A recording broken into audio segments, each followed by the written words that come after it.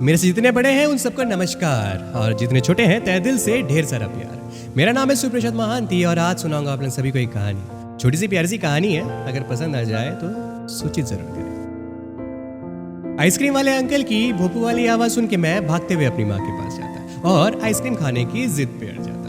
बच्चों का जिद और माँ पूरा ना करे ऐसा थोड़ी होता है। और माँ पैसे ढूंढने की मिशन में लग जाती, कभी फ्रिज या टीवी कवर के नीचे से तो कभी बिस्तर के नीचे से तो कभी दरवाजे के पीछे टंगे हुए पापा के पैंट के पॉकेट से, और अगर कहीं ना मिले तो गुल्लक से।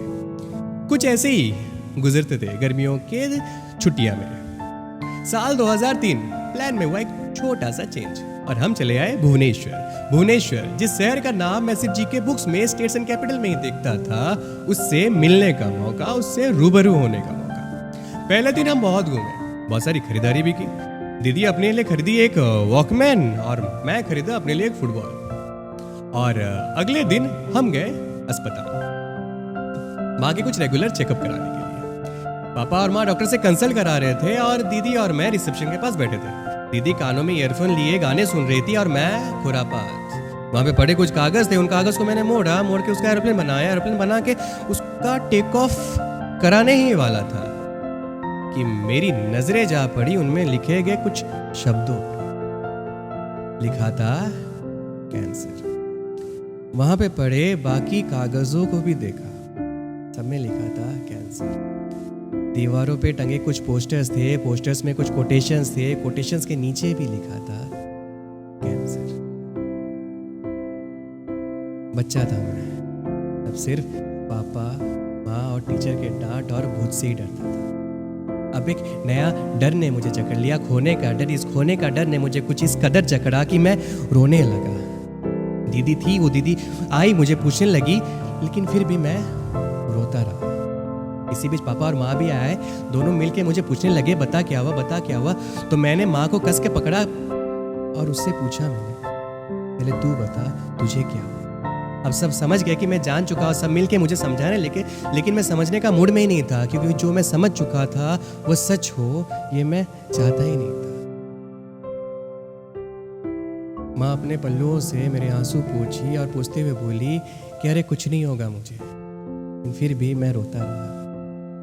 फिर वो बोली अरे पक्का कुछ नहीं होगा मुझे, मैं हमेशा तेरे साथ रहूंगी, मैं अपने दांत झड़ने तक तेरे साथ रहूंगी। तो इसी बीच मैंने उसे बोला पक्का प्रॉमिस? तो बोली हाँ प्रॉमिस। तो फिर मैंने पूछा अगर तेरे दांत झड़ जाएंगे तो खाएगी क्या? तो वो बोली आइसक्रीम। और हम सब हंसने लगे, हम वहां से निकल गए। वक्त बीतता चला गया और मैं सच के साथ वाकिफ होता चला गया। आइसक्रीम वाले अंकल की भोपू वाली आवाज फिर से बजने लगी। फिर से मैं भागते भागते अपनी माँ के पास जाता था, आइसक्रीम खाने की जिद फिर से करने लगा।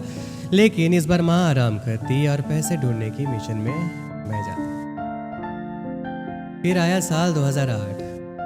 माँ मुझे बुलाई, मुझे कुछ पैसे दी और पैसे दे के बोली तो अपने लिए ड्रेस और मेरे लिए आइसक्रीम लेते हुए आना। उस वक्त उसे बहुत तेज बुखार था और सर्दी भी।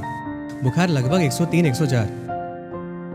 मैं मार्केट गया, खुद के लिए ड्रेस लाया, लेकिन उसके लिए आइसक्रीम नहीं लाया, तेज बुखार था। फिर कुछ दिनों बाद मैं उसे सवेरे दवाई दे रहा था और माँ बोली कि तू अपना ख्याल रखना, पापा के भी ख्याल रखना, अच्छे से पढ़ाई भी करना। तो बोली हाँ लेकिन तू इस बोल क्यों रही है? तो बोली नहीं मैं कल अस्पताल जाऊँगी। हाँ तो बोली कि नहीं लेकिन इस बार मैं वापस नहीं आऊँगी। लेकिन मैं बोला नहीं तू आएगी, वो बोली कि नहीं मैं नहीं आऊँगी। और फिर मैं जिद करने लगा, क्योंकि बच्चों का जिद और माँ पूरा ना करे, ऐसा पहले कभी हुआ नहीं था।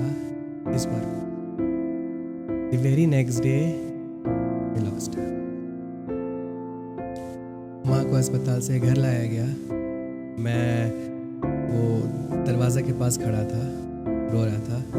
दीदी आई, मेरे कंधे पे हाथ रखी और बोली तुझे तो पता था ना? तो मैं बोला हाँ पता था, लेकिन वो आइसक्रीम खाएगी बोली थी। इसी बीच माँ को फर्श पे लेटाया गया। तो फिर किसी ने कहा मुझे कुछ अजीब से एक आवाज़ आ रहा है, तो किसी ने कहा शायद दवाई छूट गया हो। तो फिर किसी ने कहा कि नहीं आज तो दवाई दिया ही नहीं गया था। चेक किया गया तो पता चला कि एक दान चढ़ गया है। मैं उसका ख्वाहिश पूरा ना कर सका, वो जाते जाते अपना वादा निभा गई। आखिर माँ तो माँ होती